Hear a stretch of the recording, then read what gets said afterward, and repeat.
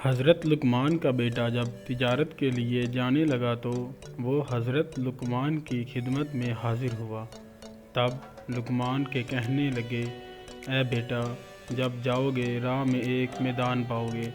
اس میدان میں ایک چشمہ ہے جس کا پانی نہایت ٹھنڈا اور شیریں ہے، اور اس کے کنارے ایک درخت ہے جس کی چھاؤں گھنی اور فرت بخش ہے، لیکن خبردار، اس درخت کے سائے تلے ہرگز نہ بیٹھو، اور اللہ تم کو اس مہلکہ سے محفوظ رکھے۔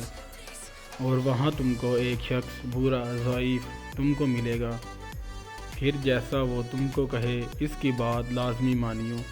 اور دوسری بات یہ کہ جب آگے جاؤ گے تو فلاں گاؤں میں جانا، وہ لوگ میرے دوست ہیں اور تم اپنے گھر لے جائیں گے تعظیم و تکریم سے، اور اس گاؤں میں ایک عورت ہے نہایت حسین و جمیل، پس تم اس عورت سے بیعہ دینا چاہیں گے، لیکن تم ہرگز قبول نہ کیجیو، اور خدا اس سے تمہیں اپنی پناہ میں رکھے۔ اور تیسری بات یہ کہ ایک شخص فلاں نامی اور فلاں شہر میں رہتا ہے، ایک مدت ہوئی مجھ سے قرض لے کر گیا، اور خبردار، شب کو وہاں نہ ٹھہرنا، اور تمام نصیحتیں یاد رکھنا، اور اب جاؤ، میں نے تمہیں خدا پر سونپا۔ چنانچہ وہ اپنے باپ کی بتائی گئی باتوں کو تسلیم کر کے سفر پر نکلا۔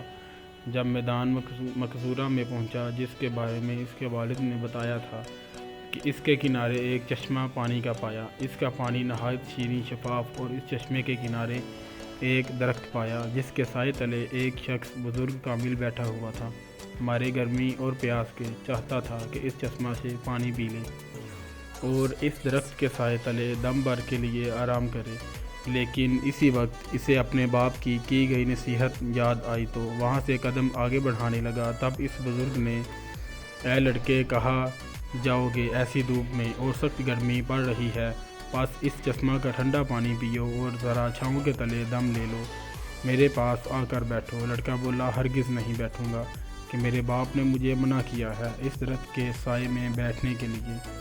تب وہ بزرگ کہنے لگا، قسم ہے تیرے رب کی، اس دھوپ اور گرمی میں نہ جا اور میرا کہا مان۔ یہ بات سنتے ہی لڑکے کو باپ کی بات یاد آ گئی کہ وہ بزرگ تجھے جیسا کہے اس کا کہا مانیو۔ تب لڑکے نے اس بزرگ کا کہا مانا اور خلاف اس کے نہ کیا، سلام کر کے بیٹھ گیا، چشمے سے ٹھنڈا پانی پیا اور تھوڑی دیر سستانے کو لیٹ گیا اور سو گیا۔ تبھی اس درخت پر سے ایک سانپ اس لڑکے کو کاٹنے کے لیے اترا۔ لڑکا سوتا تھا لیکن بزرگ جاگتے تھے، پس اس بزرگ نے سانپ کو مار دیا۔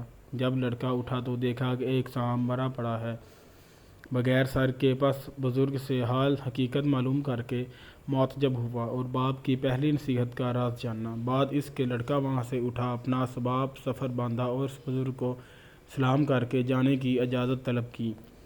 تب بزرگ آدمی نے پوچھا کہ تم کہاں کا عزم سفر رکھتے ہو؟ لڑکے نے کہا، فلاں گاؤں میں جاؤں گا، وہاں میرے باپ کے دوست ہیں۔ بزرگ نے کہا، اگر تم کہو تو میں بھی تمہارے ساتھ چلوں۔ لڑکے نے کہا، بہت اچھا، آپ بھی چلیے۔ تب دونوں اس گاؤں میں کہ جہاں کا ارادہ تھا پہنچے تو وہاں کے لوگوں نے ان سے پوچھا کہ تم کون ہو اور کہاں سے آئے ہو؟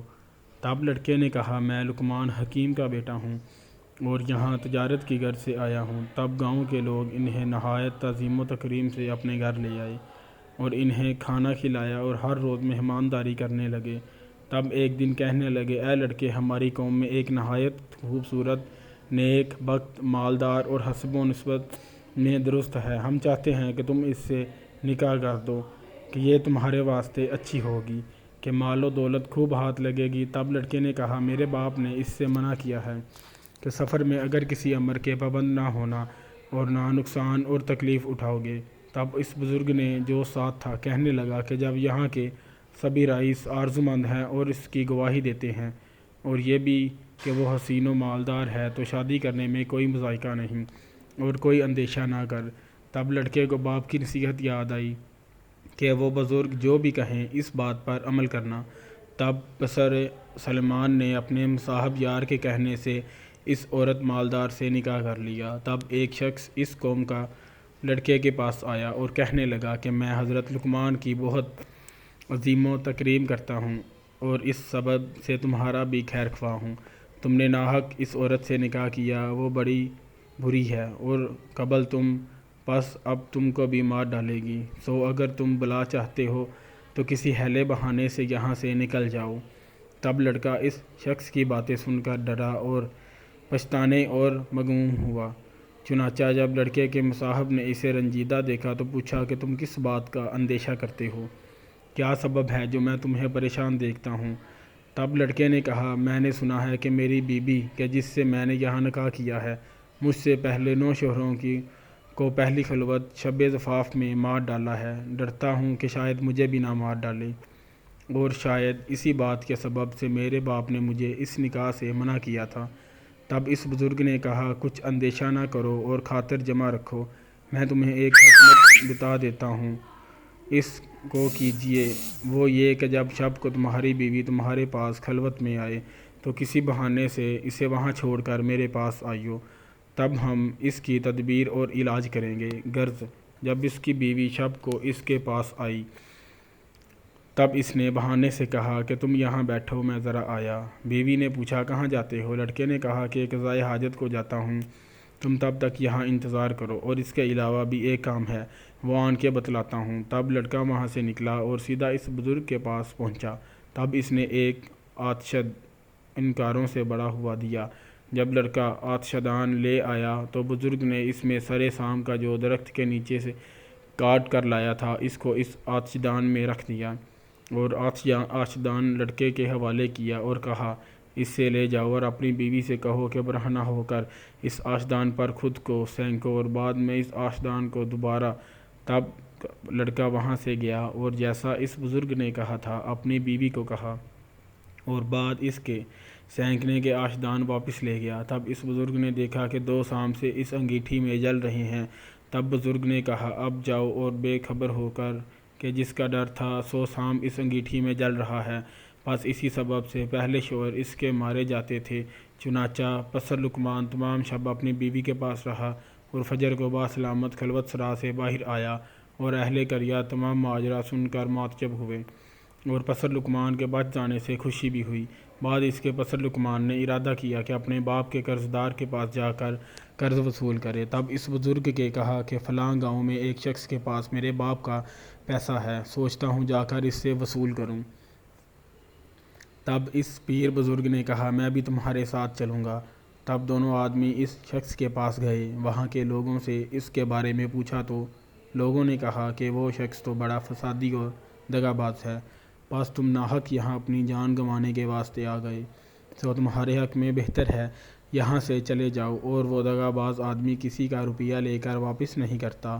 لیکن دونوں لوگوں نے بات نہ مانی اور وہاں اس شخص کے پاس پہنچے، اور بعد سلام کے لڑکے نے کہا کہ میں حکیم لقمان کا بیٹا ہوں اور اپنے والد کا قرض وصول کرنے کو آیا ہوں۔ تب اس نے کہا، بہت اچھا، ہمارے بزرگ زادے ہیں، سو آج کی رات مہمان نوازی کا شرف بخشیے، صبح کو حساب و کتاب کر کے جو روپیہ بنتا ہے سو واپس کر دوں گا۔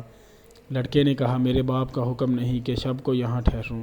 جو اس کے ہمراہ تھے کہ اے لڑکے، کچھ پرواہ نہیں، چلو آج کی شب یہاں رک جاتے ہیں، پھر جو خدا نے ہماری قسمت لکھی ہے سو ہو کر رہے گا۔ چنانچہ اس بزرگ کے کہنے پر اس کی کرامت سے بھی پسر لقمان آگاہ تھے، اور باپ کا بھی حکم اور نصیحت کی کہ اپنے ساتھ والے بزرگ کی بات مانیو۔ تب اس سبب سے دونوں شب کو اس دغا باز شخص کے مکان پر رہ گئے۔ جب کھانے وغیرہ سے فارغ ہو چکے تو ان دونوں کو لب دریا بنائے گئے ایک مکان پر لے گیا، اور وہ مکان اس طرح سے بنایا تھا کہ جو کوئی شب کو اس میں سو جاتا اور باٹا آ کر اسے ڈبو دیتا۔ ان دونوں کو اس مکان میں ٹھہرنے کو کہا۔ چنانچہ پسر لقمان سو گیا اور بزرگ جاگتے رہے۔ جب آدمی رات کا وقت ہوا تو موجیں چڑھنے لگیں، پانی مکان پر چڑھ گیا۔ تب بزرگ نے لڑکے کو نیند سے بیدار کیا اور وہاں سے اٹھ کر اوپر بالا خانے پر کہ جہاں اس دغا باز آدمی کے بیٹے سو رہے تھے وہاں تشریف لے گئے۔ وہاں اس کے بیٹوں کو تخت سمیت اٹھایا اور نیچے اپنی والی جگہ پر سلا دیا، اور خود اوپر ان کی جگہ پر سو گئے۔ جب فجر کے وقت وہ شخص آیا اور دیکھتا کہ دونوں اوپر والے طبق میں اور اس کے بیٹوں کی جگہ سو رہے ہیں، وہ اپنے بیٹے نیچے مکان میں ان کی جگہ پانی میں مردہ پڑے ہیں، تب پکار کر کہنے لگا، افسوس، صد افسوس، میں نے تمہارے واسطے یہ فریب کیا تھا کہ تم کو مار ڈالوں، اور یہ فریب میں اپنے آپ میں ہلاک ہوا، میرے سب بیٹے مارے گئے۔ تب ان دونوں نے کہا کہ جو کسی کے لیے بدی کرتا ہے سو در حقیقت اپنے لیے کرتا ہے، اس آیت کے یعنی نہیں گھیرتا ہے مگر مکر کرنے والوں کے۔ الغرض لقمان کے بیٹے نے اس دغا باز شخص کے اپنے باپ کا روپیہ وصول کیا اور اپنی بیوی کو کہ جس سے وہاں نکاح کیا تھا کو لے کر ماں اس بزرگ اور اسباب کے اپنے وطن واپسی کا سفر کیا۔ جب پسر لقمان اپنے مکان کے قریب پہنچا تو اس بزرگ نے پوچھا کہ اسے بزرگ زادے تو اتنا عرصہ میرے ساتھ رہا، سو تو نے مجھے کیسا پایا؟ تب لڑکے نے کہا کہ بے شک میں نے آپ کو نیک مرد پایا ہے اور آپ کی برکت سے ہی بہت سی مصیبتوں سے نجات پائی اور نیک وقت بیوی پائی اور اس قدر مال و اسباب پایا۔ تب اس بزرگ نے کہا کہ مال میں سے مجھے بھی آدھا حصہ دو۔ تب لڑکے نے کہا کہ اپنی مرضی سے لے لو جتنا چاہیے۔ بزرگ نے ایک طرف بیوی کے ساتھ تھوڑا سا مال رکھا اور دوسری طرف زیادہ مال اسباب کا رکھا اور لڑکے سے کہا ان میں سے جو تم چاہو رکھ لو اور دوسرا حصہ میرے واسطے چھوڑ دو۔ تب لڑکے نے اپنی بیوی اور اس کے ساتھ والا تھوڑا حصہ مال اسباب کا چنا اور کہا کہ میرے لیے یہ کافی ہے۔ چنانچہ دونوں فریق اپنا اپنا حصہ لے کر چلے۔